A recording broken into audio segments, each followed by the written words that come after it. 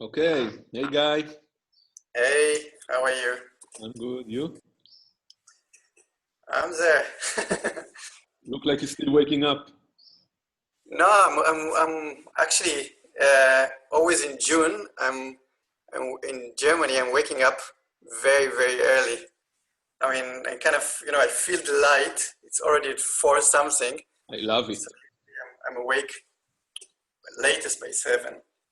Really. Okay. Now I'm in love with these long days. It's amazing. Like I just love this Yeah, time of the year.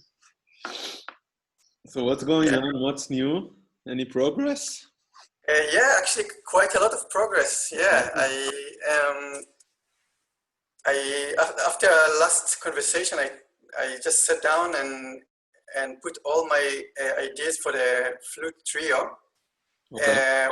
which was already like very far, in conceptual and also like format and form. So I just sat and write it and rewrite it. And it's miniatures, so I'm planning to have the piece gonna be and like 5 movements. Each Okay. of them is something between 50 seconds to 1.5 minutes. That's the length of the piece. Sorry? That's the length of the piece. And no, the piece are gonna have like 5 movements, and Ah, each okay. of them, Movement. I mean, the overall piece length gonna be Around something. approximately 6 to 7 minutes. Mm-hmm. And I think the movements themselves, the sum, for the, will depend like what tempo they're going to play it exactly, but it's somewhere around 1 minute, a little bit less, a little to up to 1.5 minutes. So it's miniatures and very minimalistic in a way. Mm-hmm. So I managed actually to have quite far, and I already have like a couple of the first movements really written, and even I managed to copy them and to kind of to have to the chance to look them, to have them written clean. Wow, amazing. Yeah, This is it's one movement that we look at. This sorry. what you showed right now. It's one movement. One of the movement. It is what I just showed. It was the end of the. I mean, the first movement is starting here and ending is there, Mm-hmm. and this is the start of the second movement Okay. already. So it's written again for piano, for flute, cello, and piano, Mm-hmm. and yeah, it is some kind of a conceptual symmetry, and I'm not sure it's like obvious something that you always hear it, but it's part of the architecture. It's like you might have conceptual in the architecture. In the end, people look at it and say this is a building, and but some people might find interest Uh-huh. in like what it is.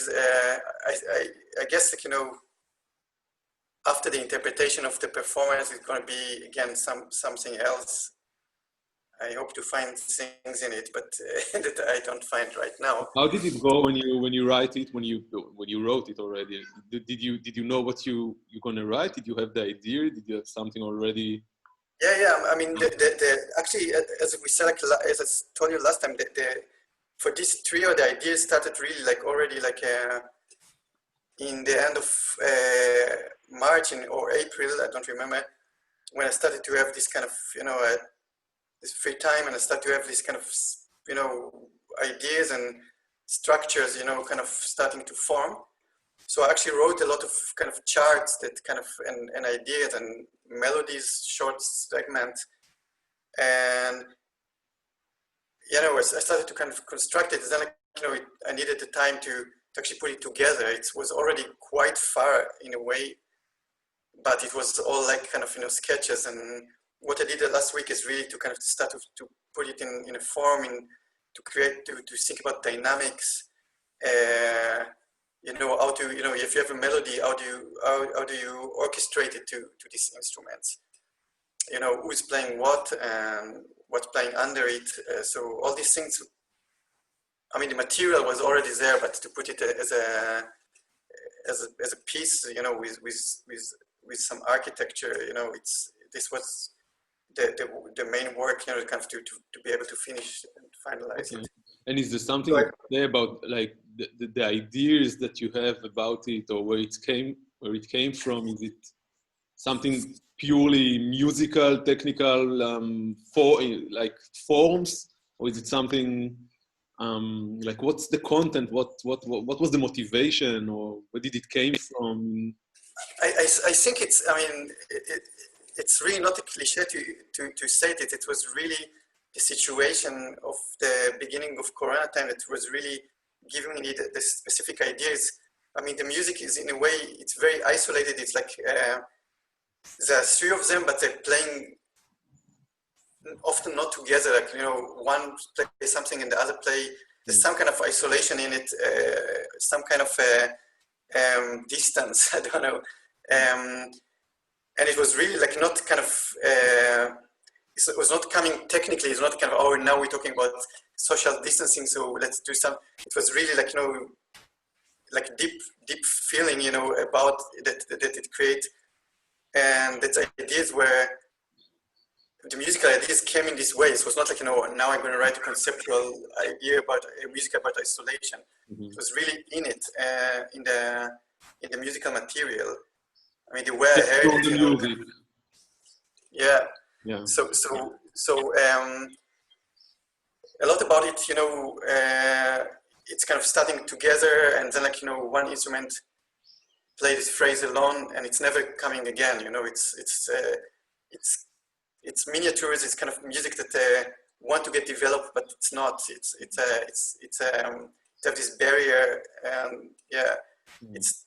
I think the zeitgeist really influenced the musical ideas, and also the other pieces that I'm planning to do,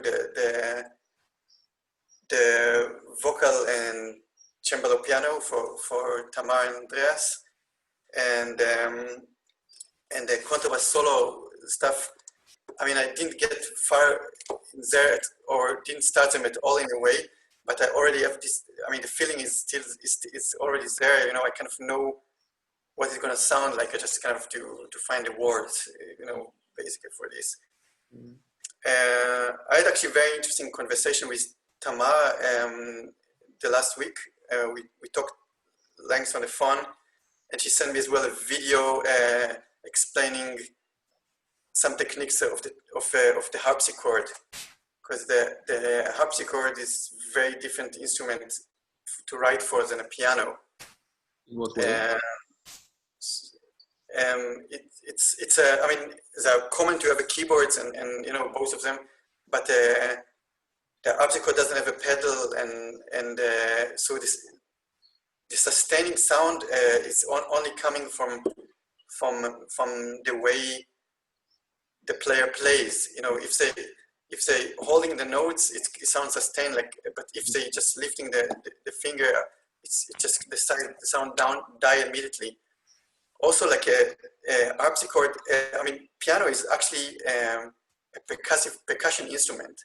I mean, the way with the keys, you trigger a hammer that hammers on a string, while harpsichord is actually a picking instrument. You have like basically kind of a pick that, you know, like a guitar pick in a way. They're just when you're just picking like, you know, the string. So when harpsichord, you know, it doesn't matter how loud you sound. It has no dynamic in a way. So you have to create dynamic by writing more notes. So if you play like, you know, 3 notes together, it sounds louder than 1 note. And but you have no way to make the 1 note sound louder or quieter. So it's very, very different technique, and she's a master of the instrument. She could give me a lot of tips about, like, you know, positions and register that can really make the sound richer or thinner, and it was very interesting, kind of a masterclass in a way. Nice. it's also very cool to write for again for the specific performer, and even in this case with cembalo is a specific instrument because each of them is completely different. Mm-hmm. They have like traditions that change over the years, but each instrument have completely different sound and features. So in this case, it's like really writing for the instrument even, and it's very exciting. What do you plan for this specific piece? I have already a form or a structure for yeah, it? I have some kind of form. I want to have like a three songs because I mean it's going to be Tamar and her husband Andreas Scholl, which is a fantastic countertenor singer. I was struggling, or I'm struggling to find the text to compose. I mean, I have the musical ideas actually kind of laid out, in a way because the language is very similar to the other piece as well. I mean, that's what I want. But then I have to have the text that it will make me, make the whole form, the timing, the melodies and stuff. And I actually was really struggling to find a text that is as minimalistic and kind of isolated, but meaningful, like the musical ideas I want to have. And I started to think that what I'm looking for is actually haikus. So like really super short songs, texts that have a lot of meaning in them with minimum words. Yeah. So I'm looking now into a lot of them from all the areas, from ancient, Japanese or Chinese, and to modern, 20th century adaptation of the idea. And I think even to mix and match, to have three of them that will make some big story in the small stories, Sounds interesting. Right? Sounds interesting. Like an excuse to explore a whole field in poetry as well, and yeah. Yeah, when you write for vocalists, it's suddenly you have the lyrics aspect to it. It's a lot of responsibility. Yeah. I mean, suddenly you understand what you want and what you say. yeah. But it's also it's yeah, exactly. Suddenly there's words in it, and but and also context, because you if you choose that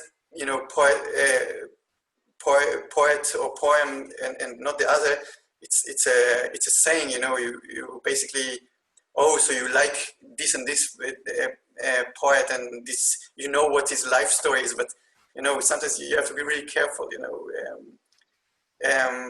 from the other end, it's in this context, which is so minimalistic, it's really like, I have to find something that the specific words are just exactly there, they have the timing that I'm looking for, the space that I'm looking for, and not even sure if the meaning of the poem actually play a role for me right now. Yeah. It's more like the sound of the world. Mm-hmm. And I think in a way haikus are perfect for this because this is part of just using words that have some sound and using really minimum of words, and they have a very strict form and very kind of strict rules of so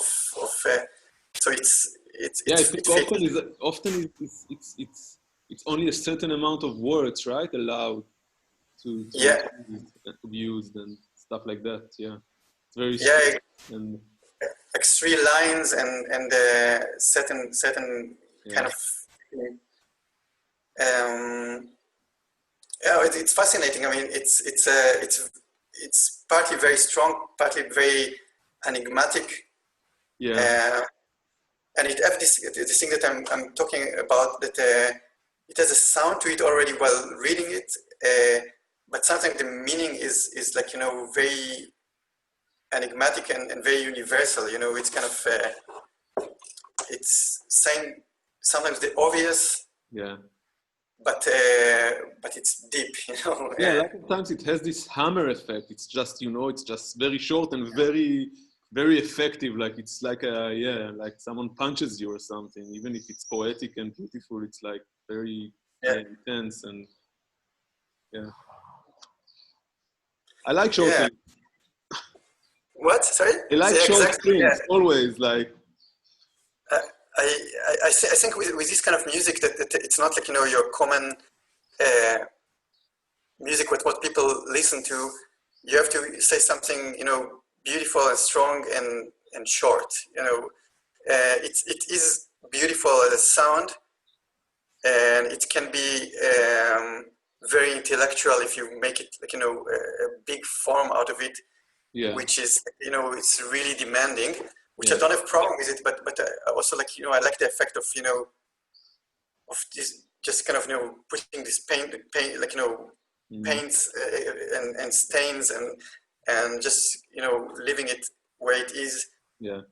and Not not kind of develop. interpretation. Yeah, Yeah. yeah. Okay, sounds good. Sounds. Yeah, yeah, it was very, very creative week, and So you read a lot of. yeah, So you read a lot of haikus right now and yeah, explore. yeah. I'm reading a lot of them.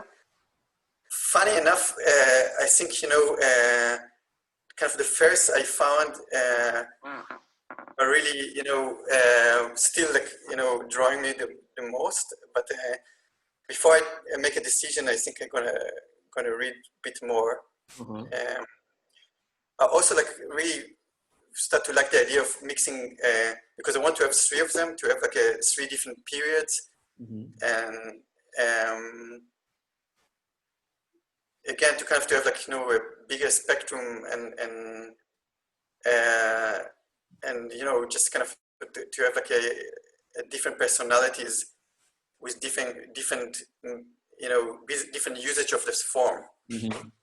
Um, yeah, from almost religious aspect of the very early one to the kind of, you know, super modernistic of the 20th century, which you know, ones that are kind of, again, they're more like a word sculpturing or something like this, you know, Yeah. or painting in words. Uh-huh. Okay. Um, Interesting. yeah. But to be really to be honest, I'm a bit scared about this kind of to make this decision. That's actually what stopped me right now. With continue with the Scared of with what? Tamar Andreas letter. Scared of what? Scared of you know, because it's not my natural world, you know, to judge poetry, Mm-hmm. and but I do have like really feeling to certain and kind and not no feeling to other. So in a way, yeah, I have to kind of to understand that I'm the authority here, and not kind of to you know, to be afraid of doing like, you know, mistake in the world of Yeah. poetry Yeah, and because which it's interesting if you take three different poems and then you somehow edit it to one into one piece and take words, or I don't know, somehow combine it. It's a bit like write a poem, right? You just a little bit, yeah, you commit to writing a poem and yeah, that's the thing, and I'm sure that for people that are really into it and really, you know, living it, I might do a horrible crime. I don't know. Yeah, Hopefully. yeah, but I do have to kind of to convince myself that I'm the authority in this case. You know, Yeah, that this is my piece, and yeah, and yeah. I like the idea. Sounds good. Mm. Okay, man. Sounds a lot of stuff. Good stuff.